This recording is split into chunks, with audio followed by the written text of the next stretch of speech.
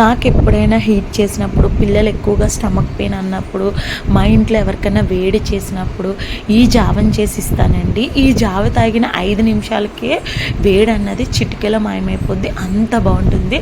దీన్ని ఎలా తయారు చేసుకోవాలో చూపిస్తాను, చూసేయండి. ముందుగా అరగంట సేపు సగ్గు బియ్యాన్ని నానబెట్టుకోవాలండి. ఇప్పుడు 2 గ్లాసెస్ వాటర్ వేసుకుని, వాటర్ మసులుతున్నప్పుడు మనం నానబెట్టుకున్న సగ్గు బియ్యాన్ని కూడా వేసి, సగ్గు బియ్యం కొంచెం ఉడికినప్పుడు మనము కాచి చల్లార్చిన పాలను వేసేయండి. పాలు కూడా వేసి ఒకసారి బాగా మిక్స్ చేసుకున్న తర్వాత ఇప్పుడు మీ టేస్ట్కి తగ్గట్టు షుగర్ అయితే యాడ్ చేసుకోండి. నేనైతే షుగర్ని యాడ్ చేశాను.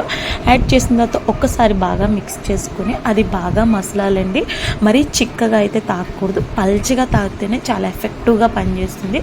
మన జావ అయితే రెడీ అయిపోయింది. లాస్ట్ అండ్ ఫైనల్గా ఇలాచీ పౌడర్ వేసుకుని స్టవ్ ఆఫ్ చేసుకోవడం. ఇలాగ ఒక్క గ్లాస్ తాగారంటే బాడీలో ఎంతటి హీట్ అయినా సరే నిమిషాల్లో మాయమైపోతుందండి.